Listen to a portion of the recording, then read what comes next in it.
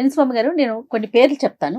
వాటి మీద మీ అభిప్రాయం సింగిల్ లైన్ లో కావాలి నాకు. మోడీ, కారణజన్ముడు, పాకిస్తాన్, దరిద్రం, విజయ్ దేవరకొండ, కష్టపడతాడు, ప్రభాస్, కారణజన్ముడు, సమంత, ఫైటర్, రణవీర్ సింగ్, మంచి హస్బెండ్, రేవంత్ రెడ్డి, తెలంగాణ తోప్, కామాఖ్య, ప్రపంచంలో ఏదైనా ఇవ్వగలిగిన శక్తి ఉన్నటువంటి దేవాలయం, భారతదేశం, పుణ్యభూమి, సనాతన ధర్మం, విశ్వం, చిరంజీవి గారు, కష్టంతో పైకొచ్చిన కారణజన్ముడు, ఎన్టీ రామారావు గారు, యుగ పురుషుడు, జూనియర్ ఎన్టీఆర్, కాబోయే ముఖ్యమంత్రి, రామ్ చరణ్, వంశాన్ని నమ్ముకోకుండా కష్టాన్ని నమ్ముకున్న వ్యక్తి, Anushka, beauty with brain, Rajamouli గారు, 100కి 1000% కారణజన్ముడు, మహేష్ బాబు, అందగాడు, వావ్.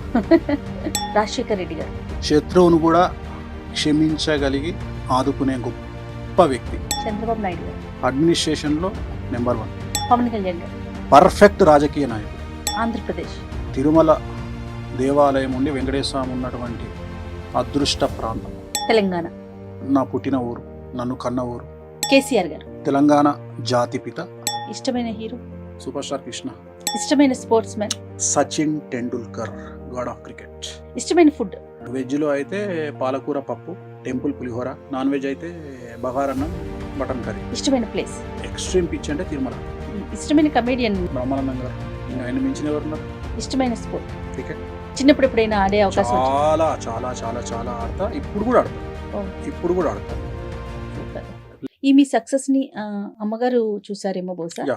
నాన్నగారు చూడలేకపోయారు. చూడలేదు, అది ఎప్పుడైనా అనిపిస్తా ఉంటుంది, ఈ రోజు ఉన్న ఈ సక్సెస్ ని ఆయన చూడలేకపోయారన్న బాగా భావన. బాగా ఫీల్ అవుతుంటా నేను. ఎందుకు ఫీల్ అవుతుంటా అంటే అప్పుడు మెడికల్గా ఇంత డెవలప్మెంట్ లేదు. సో ఆయన పోయినప్పుడు ఇంత డెవలప్మెంట్ లేదు. సో ఈ మెడికల్ డెవలప్మెంట్ ఉంటే ఆయన ఉండేవాళ్ళు, ఆయన ఉంటే మనం మన అభివృద్ధి చూసేవాళ్ళు అనేది అదొక్కటి మాత్రం లైఫ్లో అదొక్కటే నేను బాధపడేది ఏంటంటే అయ్యో ఆయన చూడలేకపోయారే అనే ఒక బాధ, అంతకుమించి పెద్ద ఇంకా వేరే ఏం లేవు. భవిష్యత్తులో గురువు గారిని ఎలా చూస్తాము? ఫ్లో ఎటు ఉంటే అటు, గో విత్ ఫ్లో. పెద్ద కోరికలు ఏం లేవు, గో విత్ ఫ్లో, అంతే. గో విత్ ఫ్లో, ఏదైనా జరగచ్చు.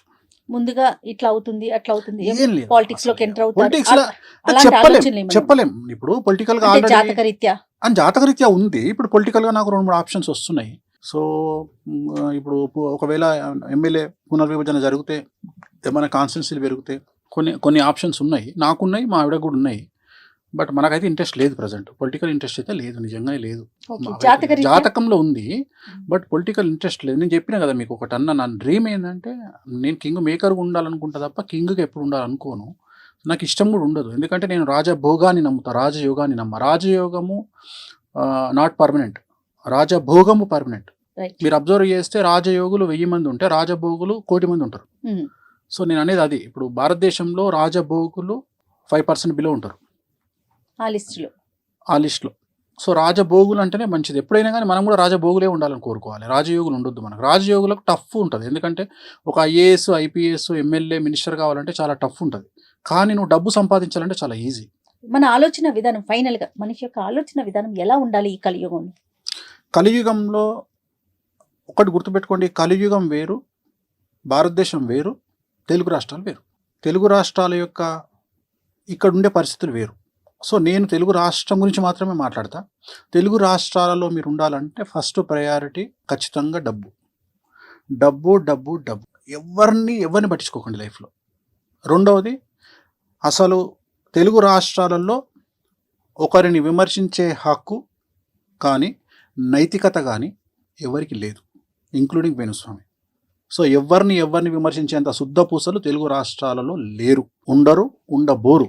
కాబట్టి ఎవ్వరు విమర్శించినా పట్టించుకోకండి. వాళ్ళు విమర్శించనియండి, మీరు విమర్శించకండి. మీ పని మీరు చేసుకుంటూ వెళ్ళిపోండి. కానీ వాళ్ళని విమర్శించాల్సిన పని లేదు. బట్ మీ పని మీరు ఒక్కొక్కసారి silence also a better answer. So సైలెన్స్గా ఉండడం ఆన్సరే. No message is a message. ఒకసారి మెసేజ్ ఇవ్వకపోవడం కూడా మెసేజ్ అవుతుంది. సో చాలా చాలా పెద్ద వాళ్ళ దగ్గర నుండి నేర్చుకునేటువంటి పదాలు ఇవి. పివి నరసింహారావు గారు ప్రధానమంత్రిగా ఉన్నప్పుడు బాబ్రీ మసీదును కూలగొడుతున్నప్పుడు ఆయన ఫోను, అప్పుడు ల్యాండ్ ఫోన్ ఉండేది, ఆయన ఫోన్ ఎత్తకుండా సైలెంట్గా కూర్చున్నప్పుడు అప్పుడు ప్రసాద్ గారు, ఆయన దగ్గర సెక్రటరీగా పనిచేస్తున్నటువంటి ప్రసాద్ గారు, టీటీడీ ఈవోగా పనిచేసిన అతను వచ్చి, సార్ ఏంది సార్ మీరు అంత పెద్ద హంగామా జరుగుతుంది బాబ్రీ మసీదులో, మీరేమో సైలెన్స్గా ఉన్నారు, ఏంది పరిస్థితి అంటే, అరే సైలెన్స్ కూడా ఒక నిర్ణయమేరా బాబు అని చెప్పారంట పెద్ద ఆయన. సో అట్లా ఒక్కొక్కసారి సైలెన్స్ కూడా ఒక నిర్ణయం. ఎప్పుడు నెగ్గాలో కాదు, ఎప్పుడు తగ్గాలో అలాంటివి కూడా తగ్గడం నేర్చుకోండి. నేను చెప్పదలుచుకున్న పాయింట్ ఏంటంటే, మరీ ముఖ్యంగా ఆడవాళ్ళ దగ్గర తగ్గడం వల్ల లైఫ్ చాలా బాగుంటుంది. సూపర్. అర్థమైందా? రాముడు భార్య మాట విని జింకను తేవడానికి పోయిండు. దశరథుడు భార్య మాట విని రాముణ్ణి అడవికి పంపించిండు. రావణాసురుడు భార్య మాట వినకుండా చచ్చిపోయిండు. హ్మ్. వీళ్ళందరూ యుద్ధాలు చేసి బతికిరు. అవును. ఎవరైతే భార్య మాట వినలేదో ఆయన చనిపోయిండు. ఆయనే రావణుడు.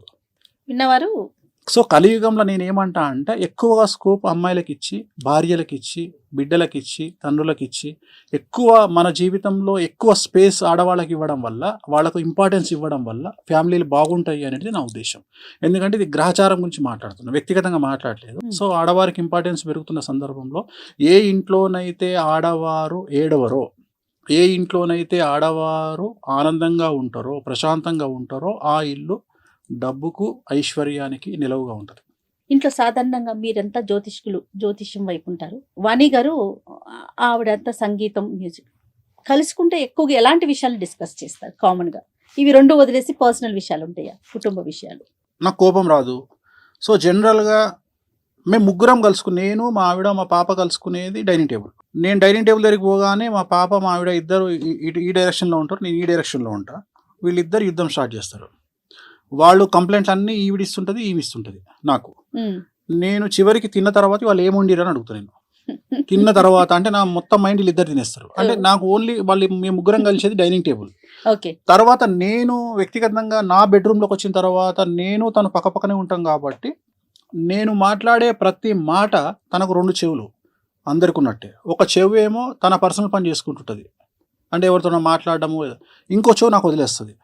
సో నేను ఎవరితో మాట్లాడుతున్నా, పొలిటీషియన్తో మాట్లాడుతున్నా, ప్రజెంట్ సబ్జెక్ట్ ఏంది, ఈ సబ్జెక్ట్ మీద కమెంట్ చేస్తాను. ఇప్పుడు ఉదాహరణ, నేను భారతదేశంను, మీరు చూసే భారతదేశం వేరు, నేను చూసే భారతదేశం వేరు. నేను భారతదేశానికి రాబోయే కాలంలో పెను సంచలనాలు జరగబోతున్నాయి. అసలు ఎవరు ఊహించినటువంటి సంచలనాలు భారతదేశంలో జరగబోతున్నాయి. ఆర్థికంగా పెట్రోలు, డీజిలు, డబ్బు, సో డాలర్ మారకం. ఎందుకంటే ఇప్పుడు డాలర్ మారకం అంటే సామాన్యమైన జనాలకు తెలియదు. సామాన్యమైన జనాలు ఏమనుకుంటారంటే, డాలర్తో నాకేం పని అనుకుంటారు. కానీ ఇక్కడ 100 రూపాయలు, 110 రూపాయలు ఉన్న నూనె 170 రూపాయలు అయింది వాళ్ళ, రేపు 400 అవుతుంది ఇంకో సంవత్సరంలో. సో ఇవన్నీ సామాన్యులకు తెలియదు. నేను ఈ డిస్కషన్ చేస్తున్నప్పుడు తను మొత్తం క్యాప్చర్ చేస్తుంటుంది. నా డిస్కషన్ అంతా నేను పొలిటీషియన్తో మాట్లాడుతున్నప్పుడు, ఒక పొలిటీషియన్తో ఒక ఎమ్మెల్యేతో మాట్లాడుతున్నా, ఒక ఎంపీతో మాట్లాడుతున్నా, లేకపోతే ఒక సీనియర్ జర్నలిస్ట్తో మాట్లాడుతున్నా, ఒక విశ్లేషకులతో మాట్లాడుతున్నా. సో వాళ్ళతో మాట్లాడుతున్నప్పుడు అవన్నీ క్యాప్చర్ చేసుకొని తను తర్వాత నన్ను క్వశ్చన్ చేస్తుంది. మీరు ఇది అన్నారు కదా, సో దీనికి ఏంది అంటే, మీరు ఒక మాట అన్న, తను వీణ వాయిస్, తను వీణ కంటే కూడా చాలా పెద్ద విశ్లేషకురాలు. తను చాలా చాలా చాలా విశ్లేషణ చేయగలుగుతుంది. సో నా దగ్గర నుండి